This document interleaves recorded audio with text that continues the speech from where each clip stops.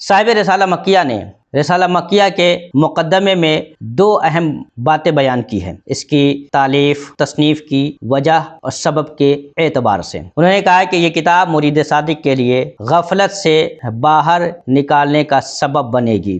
اب یہاں دو چیزیں سمجھنے کی ہے کہ مرید صادق کون ہے اور غفلت کیسے طاری ہوتی ہے اور اس سے باہر کیسے نکلا جا سکتا ہے۔ یاد رکھیں، مرید صادق وہ شخص ہے جس کی تمام تر توجہ اللہ تبارک و تعالیٰ کی رضا کی طرف ہو، جو خالص اللہ تبارک و تعالیٰ کی رضا کے لیے زندگی گزار رہا ہو اور ہر کام اللہ تبارک و تعالیٰ کی رضا کے لیے کر رہا ہو۔ ساتھ ہی کمال ارادت کے ساتھ اس کا دل ہمیشہ اپنے شیخ سے متصل ہو، شیخ سے جڑا ہوا ہو، شیخ کی محبت میں گرفتار ہو، اور یہ کہ ہمیشہ شیخ کے حکم شیخ کے اشارے کا متمنی رہتا ہو اور اپنے آپ کو شیخ کے ہاتھ میں ایسے دے چکا ہو جس طریقے سے مردہ نہلانے والے کے ہاتھ میں ہوتا ہے۔ یہاں مزید ایک بات توضیح طلب ہے جس کی وضاحت اس طریقے سے کی جا سکتی ہے کہ مرید شیخ کے ہاتھ میں مردہ نہلانے والے کے ہاتھ میں ہونے کی طرح ہوتا ہے۔ یہ کن معاملات میں ہوتا ہے؟ یہ امور دنیاوی کے معاملات میں ہوتا ہے،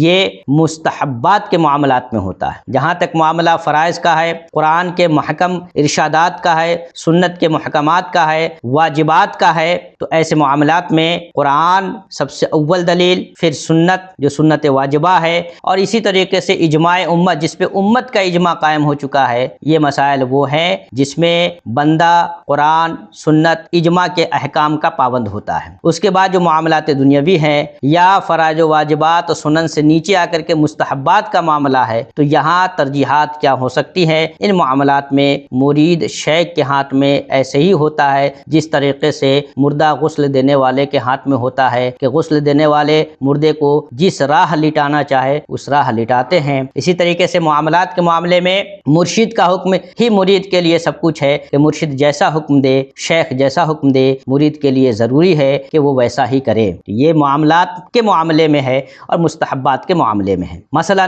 عشاء کی اذان 8:30 بجے ہوگی، 9 بجے ہوگی، 8:45 بجے ہوگی، کس وقت ہوگی، یہ دنیاوی معاملات ہے۔ شیخ اگر یہ فیصلہ کرتا ہے اور حکم دیتا ہے کہ عشاء کی اذان 8:30 بجے ہوگی، تو مرید کے حق میں یہی ضروری ہے کہ وہ 8:30 بجے ہی عشاء کی اذان دے، وہ یہاں پہ چون و چرا نہ کرے اور شیخ کے حکم عدولی کرنے کی کوشش نہ کرے۔ تو یہ جو معاملات ہیں، معاملات دنیاوی اور مستحبات، ان معاملات میں شیخ کا حکم مرید کے لیے سب کچھ ہے۔ فرائض واجبات اور اجماعی مسائل میں فرائض واجبات کتاب اللہ، سنت رسول اللہ اور اجماع امت، اس پہ عمل کیا جائے گا، اور امور دنیاوی اور مستحبات کے معاملات میں شیخ کے حکم کو ترجیح ہر اعتبار سے حاصل ہوگی۔ تو مرید صادق وہ ہوتا ہے جو ہمیشہ اللہ تبارک و تعالیٰ کی رضا کے تلاش میں رہتا ہے، اس کی خوشنودی کے تلاش میں رہتا ہے، اور اس کے لیے وہ کسی شیخ کامل سے جڑ کر کے شیخ کامل کے ارادت میں اپنا وقت گزارتا ہے اور ہمادم